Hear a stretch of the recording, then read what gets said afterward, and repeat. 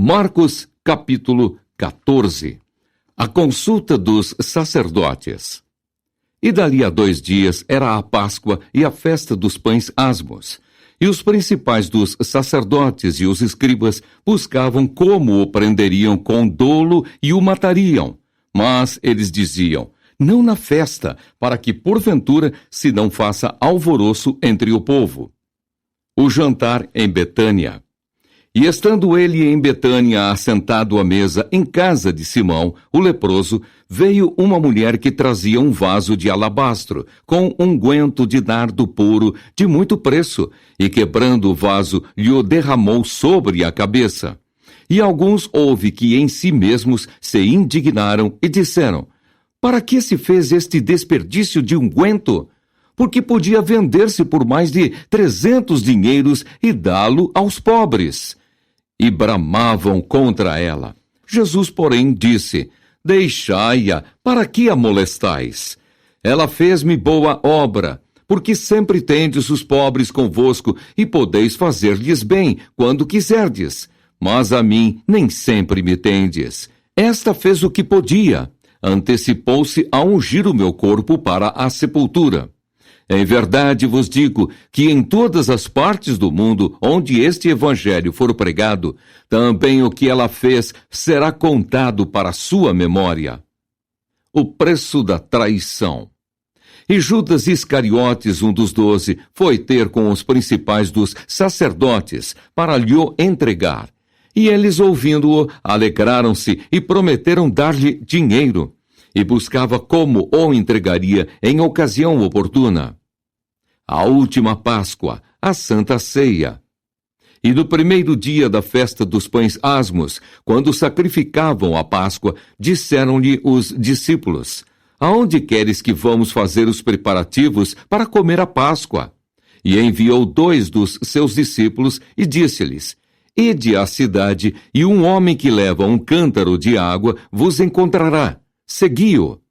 E onde quer que entrar, dizei ao senhor da casa: o mestre diz: onde está o aposento em que hei de comer a Páscoa com os meus discípulos? E ele vos mostrará um grande cenáculo mobilado e preparado. Preparai-a ali.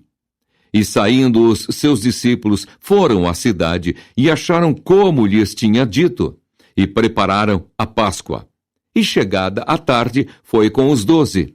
E quando estavam assentados a comer, disse Jesus: em verdade vos digo que um de vós, que comigo come, há de trair-me. E eles começaram a entristecer-se e a dizer-lhe um após outro: porventura sou eu, Senhor? E outro: porventura sou eu, Senhor? Mas ele respondendo disse-lhes: é um dos 12 que mete comigo a mão no prato. Na verdade, o Filho do Homem vai, como dele está escrito, mas ai daquele homem por quem o Filho do Homem é traído. Bom seria para o tal homem não haver nascido. E comendo eles, tomou Jesus pão, e abençoando-o, o partiu, e deu-lhe, e disse: tomai, comei, isto é o meu corpo. E tomando o cálice, e dando graças, deu-lhe. E todos beberam dele. E disse-lhes: isto é o meu sangue, o sangue do Novo Testamento, que por muitos é derramado. Em verdade vos digo que não beberei mais do fruto da vide até aquele dia em que o beber novo no reino de Deus. E tendo cantado o hino, saíram para o Monte das Oliveiras. Pedro é avisado. E disse-lhes Jesus: todos vós esta noite vos escandalizareis em mim, porque escrito está: ferirei o pastor e as ovelhas se dispersarão. Mas depois que eu houver ressuscitado, irei adiante de vós para a Galileia. E disse-lhe Pedro: ainda que todos se escandalizem, nunca, porém, eu. E disse-lhe Jesus: em verdade te digo que hoje, nesta noite, antes que o galo cante 2 vezes, 3 vezes me negarás. Mas ele disse com mais veemência: ainda que me seja necessário morrer contigo, de modo nenhum te negarei. E da mesma maneira diziam todos também. Jesus no Getsêmani. E foram a um lugar chamado Getsêmani, e disse aos seus discípulos: Assentai-vos aqui, enquanto eu oro. E tomou consigo a Pedro, e a Tiago, e a João, e começou a ter pavor, e a angustiar-se. E disse-lhes: A minha alma está profundamente triste até a morte. Ficai aqui e vigiai. E tendo ido um pouco mais adiante, prostrou-se em terra. E orou para que, se fosse possível, passasse dele aquela hora, e disse: Abba, Pai, todas as coisas te são possíveis. Afaste de mim este cálice. Não seja, porém, o que eu quero, mas o que tu queres. E chegando, achou-os dormindo, e disse a Pedro: Simão, dormes? Não podes vigiar uma hora? Vigiai e orai, para que não entreis em tentação. O espírito, na verdade, está pronto, mas a carne é fraca. E foi outra vez e orou, dizendo as mesmas palavras. E voltando, achou-os outra vez dormindo, porque os seus olhos estavam carregados, e não sabiam o que responder-lhe. E voltou terceira vez e disse-lhes: Dormi agora e descansai. Basta! É chegada a hora. Eis que o Filho do Homem vai ser entregue nas mãos dos pecadores. Levantai-vos, vamos! Eis que está perto o que me trai. Jesus é preso. E logo falando ele ainda, veio Judas, que era um dos 12, da parte dos principais dos sacerdotes e dos escribas e dos anciãos, e com ele uma grande multidão com espadas e porretes. Ora, o que o traía tinha-lhes dado um sinal, dizendo: Aquele que eu beijar, esse é. Prendei-o e levai-o com segurança. E logo que chegou, aproximou-se dele e disse-lhe: Rabi, Rabi! E beijou-o. E lançaram-lhe as mãos e o prenderam. E um dos que ali estavam presentes, puxando da espada, feriu o servo do sumo sacerdote e cortou-lhe uma orelha. E respondendo Jesus, disse-lhes: Saístes com espadas e porretes a prender-me como a um salteador? Todos os dias estava convosco ensinando no templo e não me prendestes, mas isto é para que as Escrituras se cumpram. Então, deixando-o, todos fugiram. E um jovem o seguia, envolto em um lençol sobre o corpo nu. E lançaram-lhe as mãos, mas ele, largando o lençol, fugiu nu. Jesus perante o sinédrio.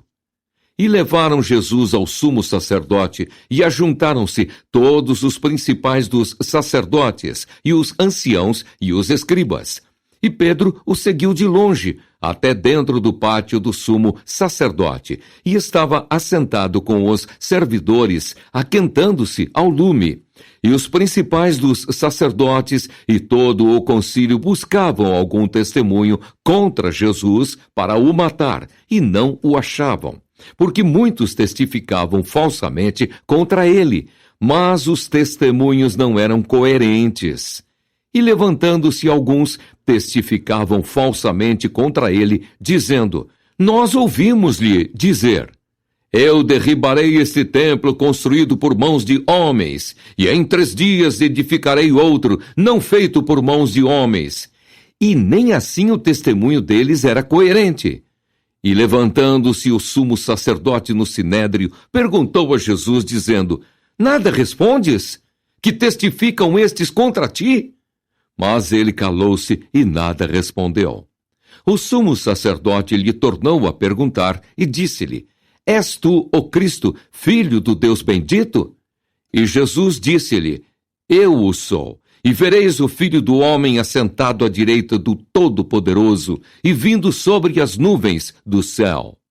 E o sumo sacerdote, rasgando as suas vestes, disse: Para que necessitamos de mais testemunhas? Vós ouvistes a blasfêmia, que vos parece? E todos o consideraram culpado de morte.